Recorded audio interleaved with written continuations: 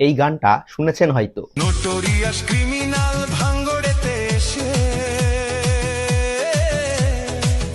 বলির পাঁঠা প্রার্থী হয়ে খোকা গেল ফেঁসে। গানটাকে মজার ছলে নিলেও শওকতকে একদমই কম ভাববেন না। এই শওকত মোল্লা শুধুমাত্র মাছচোর না, তিনি আরো অনেক কিছুই চুরি করে বসে রয়েছেন। মাতলা নদী ঘিরে সেখানে সুবিশাল ক্যাফে বানিয়েছে, সরকারি জমি পাঁচিল দিয়ে ঘিরে নিজের নামে করে নিয়েছে, এই ভোটের আগেই একজনকে বোমা মেরে হত্যা করেছে। মমতা বন্দ্যোপাধ্যায়ও তো নিজের মুখেই স্বীকার করেছিল শওকত বোমা বাঁধে। কোনখানটায়? জীবনতলায়। জীবনতলা কোনো বাস টার্মিনাল হওয়ার জায়গা? হ্যাঁ দিদি।